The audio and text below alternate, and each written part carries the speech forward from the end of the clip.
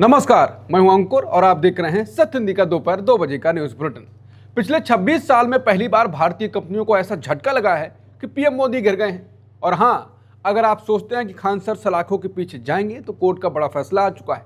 उधर अयोध्या के राम मंदिर के चढ़ावे में हुए करोड़ों के गबन के आरोपों ने बवाल मचा रखा है। बात सिर्फ देश की नहीं है, अंतर्राष्ट्रीय मंच पर ट्रंप ने नेतन्याहू को जो सख्त हिदायत दी है उसने युद्ध का रुख मोड़ दिया है। साथ ही जानेंगे उज्ज्वला योजना की नई पाबंदी का क्या असर होने वाला है और फिच रिपोर्ट का वो दावा जिसने भारत के लोगों के लिए खतरे की घंटी बजा दी है। देश और दुनिया की सभी खबरें जानेंगे इस बुलेटिन में। पहले जान लेते हैं 5 बड़ी खबरें। 26 साल में पहली बार भारतीय कंपनियां MSCI के टॉप 10 से बाहर घिरे मोदी। फिच की रिपोर्ट में दावा सुस्त होगी भारतीय अर्थव्यवस्था, GDP का अनुमान घटा। उज्ज्वला योजना में लाभार्थियों को बड़ा झटका, अब सिर्फ 4 सब्सिडी वाले LPG सिलेंडर मिलेंगे। अयोध्या राम मंदिर के चढ़ावे में गबन का आरोप, हिरासत में 4 संदिग्ध। खान सर को कोर्ट से मिली बड़ी राहत, गिरफ्तारी पर अंतरिम रोक। शुरुआत करते हैं 26 साल में पहली बार ग्लोबल इंडेक्स में भारत को लगे झटके से।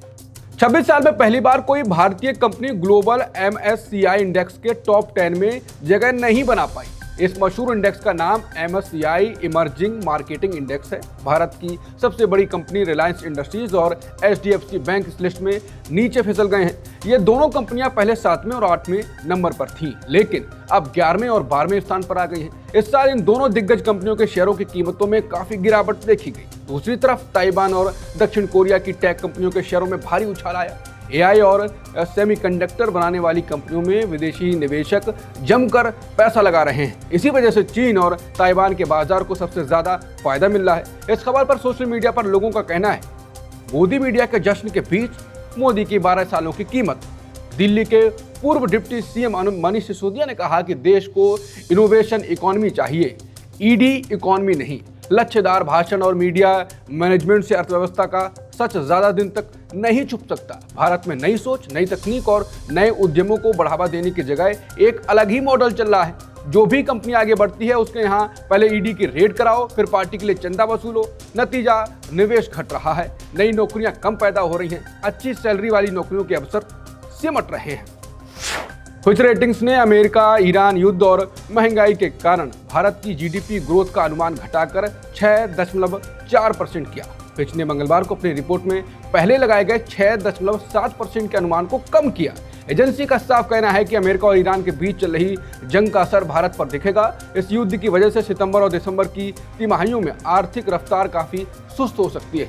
दरअसल जंग के कारण दुनिया भर में ईंधन और तेल की कीमतें तेजी से बढ़ रही हैं। हाल के कुछ हफ्तों में ही ईंधन के दामों में 4 से 5% तक की बढ़ोतरी देखी गई।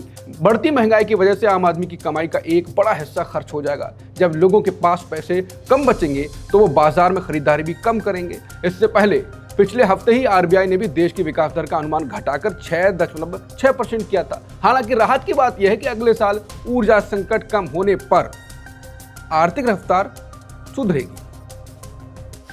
केंद्र सरकार ने प्रधानमंत्री उज्ज्वला योजना के नियमों में बड़ा बदलाव किया। सरकार ने अब सालाना सब्सिडी वाले LPG सिलेंडर की रिफिल की संख्या 9 से घटाकर 4 कर दी है। इसका मतलब यह है कि उज्ज्वला योजना के तहत आने वाले परिवारों को साल में सिर्फ 4 सिलेंडरों पर ही अतिरिक्त सब्सिडी का लाभ मिल सकेगा। न्यूज एजेंसी PTI की रिपोर्ट के मुताबिक सरकारी अधिकारी ने सोमवार को कहा, यह बदलाव औसत घरेलू खपत को ध्यान में रखते हुए किया गया है। वर्ष 2016 में शुरू हुई इस योजना के तहत पहले लाभार्थियों को साल में 14.2 किलोग्राम के 12 सिलेंडर सब्सिडी पर मिलते थे। हालांकि पिछले साल सब्सिडी वाले सिलेंडर की संख्या घटाकर 9 कर दी गई, जिसे अब और भी घटाकर 4 कर दिया गया। अयोध्या राम मंदिर के दान पात्र से राशि चोरी होने के आरोपों के बीच पुलिस ने 4 संदिग्धों को पकड़कर नकदी बरामद की है। दैनिक जागरण की रिपोर्ट के मुताबिक मंदिर से जुड़े लोगों की माने तो 4 से 5 करोड़ की नकदी बरामद की गई। जागरण का कहता है कि ट्रस्ट से जुड़े रहे दूसरे प्रांत के जिन वरिष्ठ कर्मी को निकाला गया है उन पर भी बड़ी रकम के गबन का आरोप है। दरअसल अयोध्या के राम मंदिर में भक्तों के चढ़ावे की राशि में हेराफेरी और गबन का एक बड़ा मामला सामने आया है। मंदिर परिसर के दान पत्र से करोड़ों रुपए गायब होने की खबरें लीक होते ही ट्रस्ट में हड़कंप मचा। दरअसल रामलला के दरबार में हर दिन करीब 1 करोड़ रुपए का भारी भरकम दान आता है। इस भारी रकम की गिनती के लिए मंदिर के खुफिया रूम में कई सीसीटीवी कैमरे लगाए गए हैं। इन्हीं कैमरों की मदद से पैसे गिनने वाले 4 संदिग्ध कर्मचारियों की चालाकी और हेरफेर पकड़ा गया। पुलिस ने इन आरोपियों को पकड़कर उनके पास से करीब 20 लाख रुपए की नकदी भी बरामद कर ली।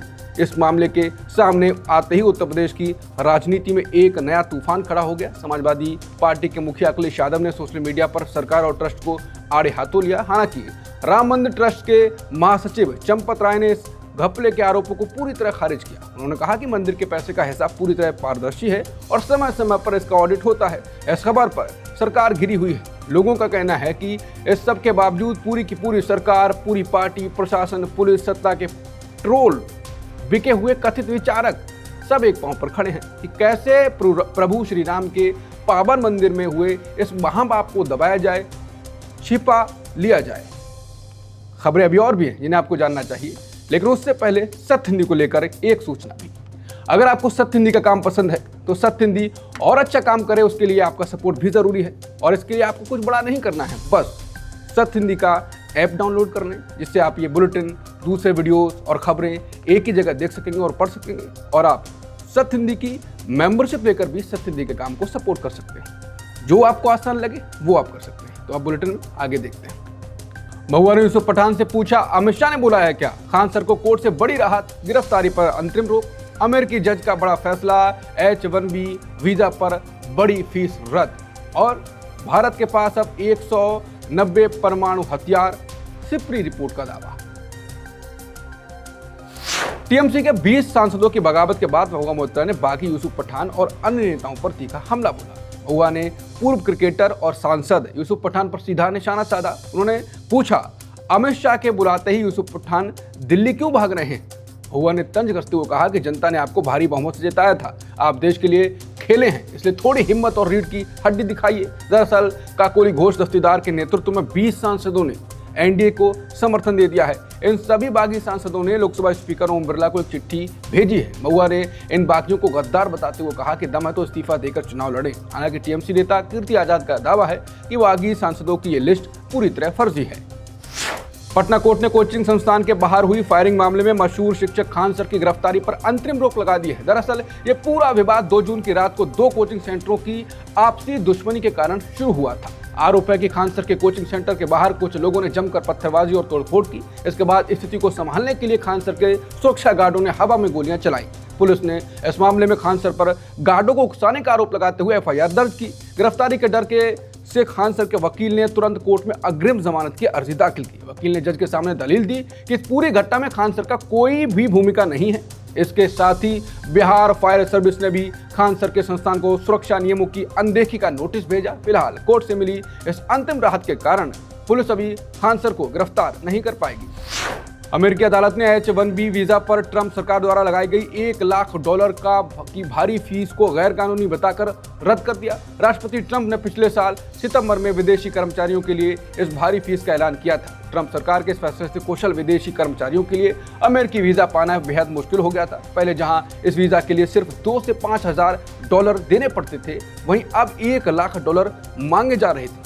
इस बढ़ी हुई फीस के खिलाफ 20 राज्यों के डेमोक्रेटिक अटॉर्नी जनरल ने कोर्ट में मुकदमा दर्ज कराया। मामले की सुनवाई करते हुए जज ने साफ कहा कि राष्ट्रपति के पास ऐसा टैक्स लगाने का कोई कानूनी अधिकार नहीं है। टैक्स लगाने का अधिकार सिर्फ अमेरिकी संसद के पास है, इसलिए ट्रंप का यह फैसला पूरी तरह गैर कानूनी है। कोर्ट के इस फैसले से अब आईटी सेक्टर के लाखों भारतीय पेशेवरों को बहुत बड़ी राहत मिलने की उम्मीद है। अमेरिकी अदालत के फैसले का भारतीय संगठनों ने स्वागत करते हुए इसे बड़ी राहत बताया। हालांकि इंडिया स्पोरा संगठन के प्रमुख संजीव जोशीपुरा ने इस बीच एक बड़ी चेतावनी भी दी। उनका कहना है कि भले ही अदालत से बड़ी राहत मिल गई है, लेकिन कहानी अभी खत्म नहीं हुई है। ट्रंप सरकार सीधे तौर पर फीस ना बढ़ाकर अब कागजी और कानूनी प्रक्रियाओं में नए रोड़े अटका सकती है। सिप्री की ताजा रिपोर्ट के मुताबिक भारत के परमाणु हथियारों की संख्या बढ़कर अब 190 हो गई है। भारत अब ऐसे खतरनाक मिसाइल सिस्टम बना रहा है जो सीधे चीन तक मार कर सकते हैं। इसके साथ ही भारत अपने पुराने दुश्मन पाकिस्तान की हरकतों पर भी पूरी नजर रख रहा है। रिपोर्ट में पिछले साल मई में हुए भारत पाकिस्तान की मिलिट्री टकराव का जिक्र है। हथियारों पर खर्च के मामले में भारत अब दुनिया का 5वां सबसे बड़ा देश बन गया है। ओमान के पास अमेरिकी मिसाइल हमले के बाद डूबते जहाज से 24 भारतीय नाविकों को सुरक्षित बचा लिया गया। एक बड़ा हादसा सोमवार को उस समय हुआ जब अमेरिकी सेना ने एक तेल टैंकर को निशाना बनाया। इस जहाज का नाम मैरीवेक्स है और अमेरिका ने इस पर प्रतिबंध लगा रखा।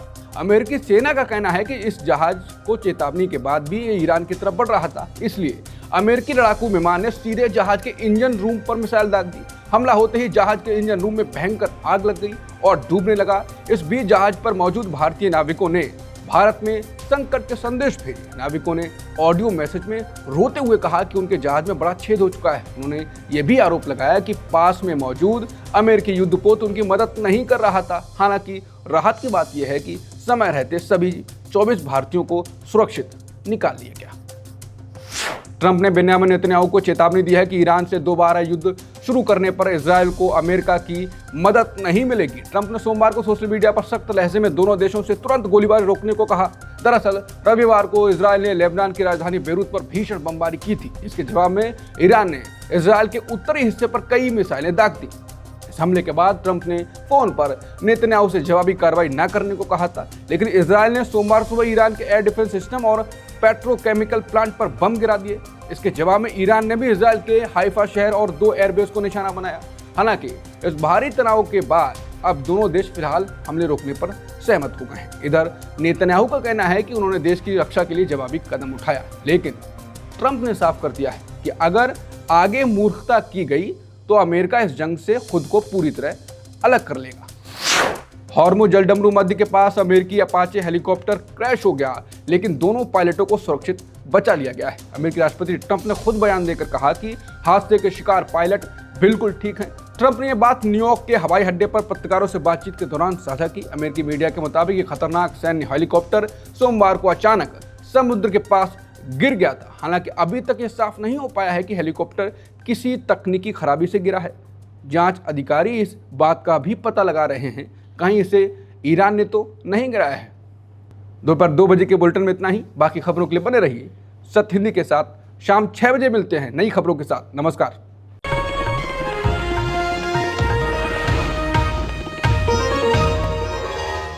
Copyright disclaimer under Section 107 of the Copyright Act 1976. Allowance is made for fair use for purposes such as criticism, comment, news reporting, scholarship, and research. Fair use is a use permitted by copyright statute that might otherwise be infringing.